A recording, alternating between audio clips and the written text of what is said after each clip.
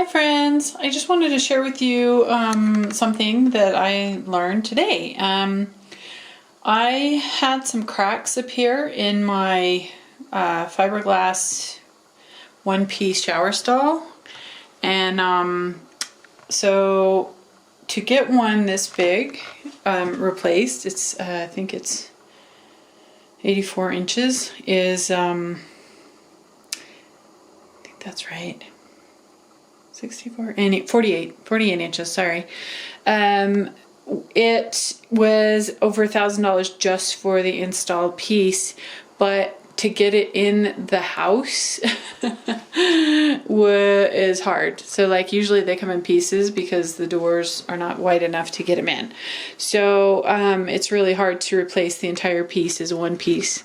So I tried some epoxy. I watched some YouTube videos and tried some epoxy, and I called a couple of repair places. There was a repair place, like I saw a kit online that they spray foam in and it raises up the base as the base was getting a little bit squishy because there were so many micro cracks happening. So I had epoxied it, and then the cracks were not being sealed because there were so many appearing. Within a 2 to 3 week period, a ton of them just happened. I think it's just age. So I called a couple places. They can paint it to match, but it's really difficult to match exactly. So they usually do the entire inside of the tub, and I didn't really want to have the whole inside done because it matches my other toilet and sink. So they were able to use this white coating that's like a fiberglass coating, and what he did is they can spray foam underneath, so they drill holes and then they spray the foam in underneath so that it rises up, and so they drill holes, spray the foam, and then the foam comes up and then it becomes a support. However, I didn't have enough space to put foam, so he put fiberglass underneath and where it was soggy because it was just a small gap. So he was able to put that fiberglass kind of like a foam type of thing, but it was fiberglass. And then he put some painter's tape around the edges and then painted it with this white, oh gosh, it's kind of like fiberglass paint. Basically, and so the inside is you could tell looking at it that it's been painted because it has that line, but it's pretty even. And the other thing is that he had to sand down the grit on a lot of it to get it down smooth enough, but I had already sanded a little bit to put the epoxy on.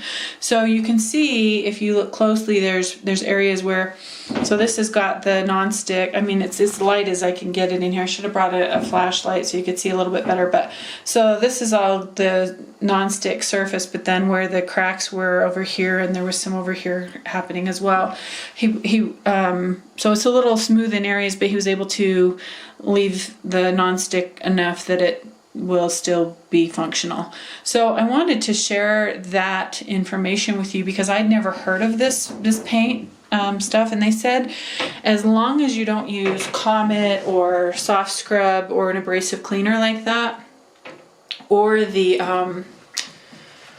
sudsy bubble one, he says just a gentle cleaner, and I use a natural cleaner anyway, so that's not a problem. But anyway, I wanted to share that because I had not ever heard of that, and I was going to do the kit myself, the foam and everything, but I think this is a better way, and I think it actually looks pretty good, so I didn't have to do the whole thing. So you can see it, I think it looks pretty good. So it was about $325 to do the entire base, and he was here quite a few hours.